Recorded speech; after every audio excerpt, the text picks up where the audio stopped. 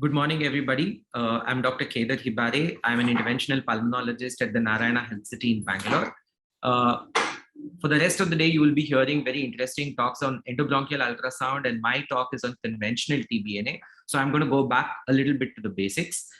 This is the hospital from where I come. This is the Narayana Institute of Cardiac Sciences to your left, and the Mazumdar Shaw Medical Center where I work on the right. I bring greetings to you from Bangalore.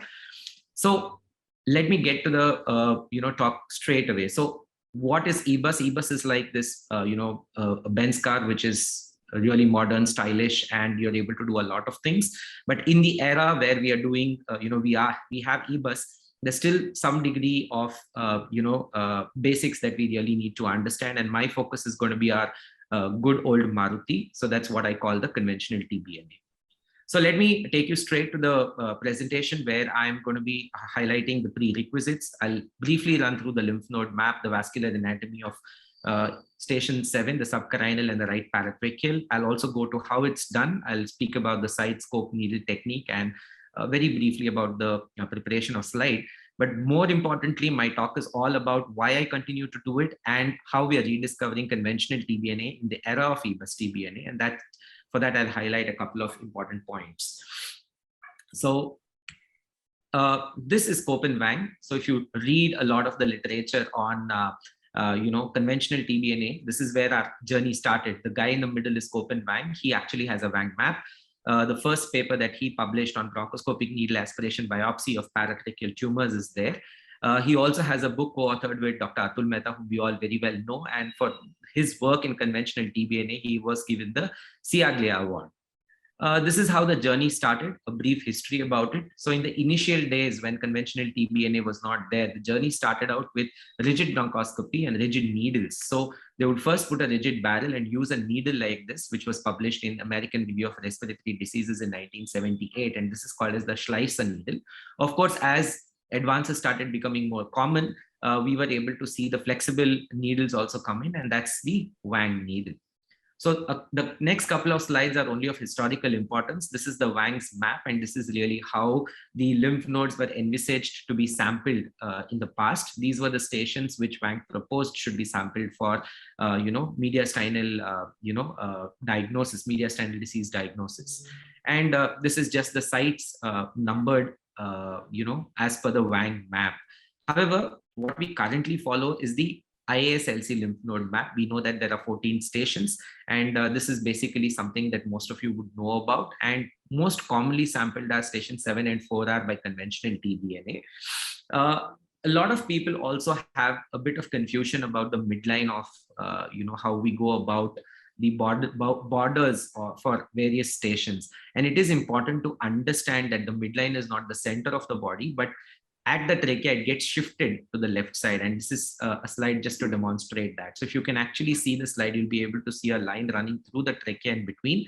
But once we get into the thoracic cavity, it is not strictly a midline, but is pushed to the left side. So that's really the border demarcating the right and left for lymph node station.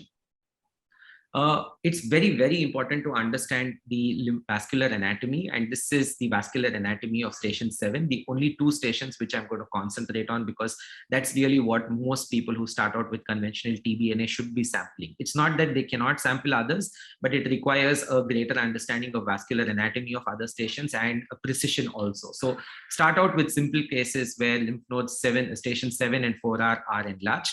So basically what is important to concentrate on this slide is that small dial, which you can see on the right side below, which is pointing between 8 and 11. So that's really the area where you are actually going to get inside to sample it. Okay, so for station 4R, it's going to be between 1 and 2 o'clock. That's really what it is. If you go elsewhere at about 3 o'clock, you're going to hit a vessel. For station 4L, it's something that you've got to be really, really careful, because that's really where, you have the major vessels, the aortopulmonary lymph node is there. And if you miss that by a few millimeters, you could probably be in a big vessel. And that's something you really have to be careful about, and would not recommend the beginners to start with this, but something to consider. I'm going to skip about station 10L, but at 10R is something that you puncture at about 12 o'clock once you are at the entrance of the right main bronchus. Okay, so how does it look when you're doing a real-time insertion? So this is how it is. On the left-hand side, you see a 4R puncture. The middle photograph showing you a 4L puncture, and the picture on the right side showing you a subcarinal puncture. These are the indications. I'm pretty sure most of you know it. They're pretty standard: mediastinal hilar lymphadenopathy, endobronchial lesions, extrinsic compression of the airway by any peribronchial processes, submucosal disease, peripheral nodules or masses, follow-up of lymphomas and small cell tumors, and the diagnosis and drainage, of course, of mediastinal cysts.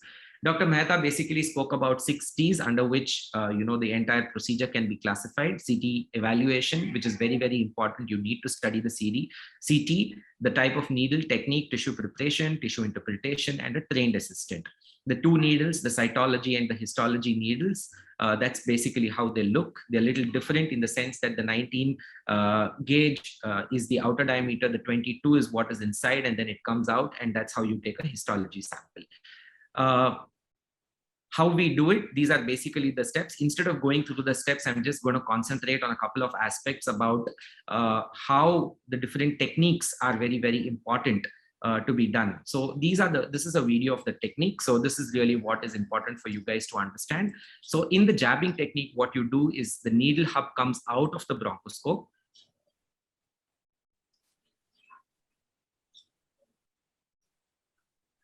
Sorry.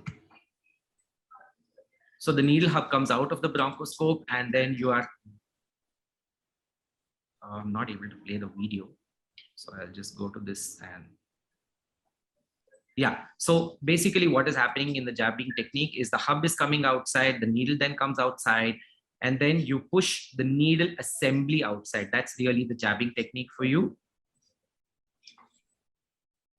In the piggyback technique, the needle hub comes outside, the needle comes outside, and the entire assembly, including the bronchoscope, goes inside.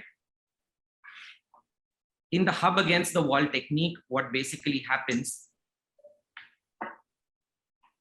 is that the needle assembly comes out. It is going to the wall of the trachea, and from there, basically what happens is you push the needle outside. And in the cough technique, the very same thing happens, except that the patient is asked to cough out.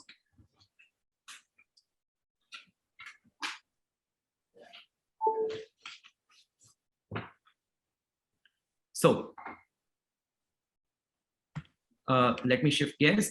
So this is how the conventional TBNA is done. After that, it's a matter of aspirating your fluid and then going ahead with the procedure to be able to sample and then see those slides, have rows as part of entire proceedings.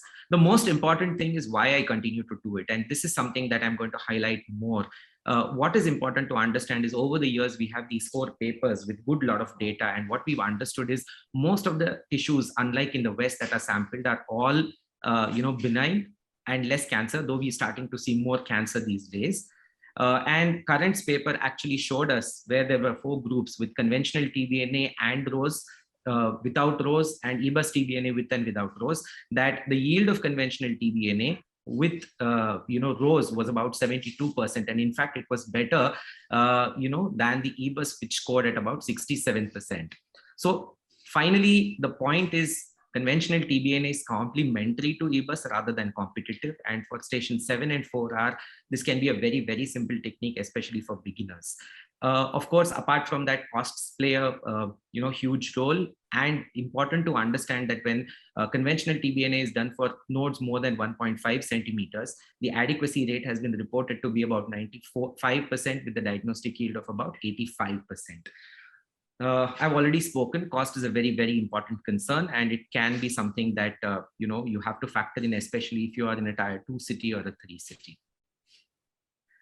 Important also to continue these skills, because there are other complementary procedures like injecting a glue and so on and so forth, where conventional TBNA skills become very important. My last couple of slides are about the impact of endobronchial sound, and what they found in PGI in this very interesting study is after they got their EBUS, they actually found that the efficiency to hit the lymph node and the diagnostic yield actually improved. And this is something that is very, very important.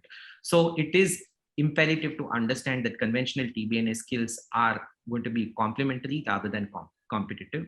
So what I've basically tried to say is that, conventional TBNA is robust, it's reliable, it's time tested, and probably a Maruti car is not just a Maruti, but probably an ambassador. However, the awe factor never ends. I'm not downplaying the role of EBUS. I'm myself one EBUS user, and I understand that it's very, very important skill to have.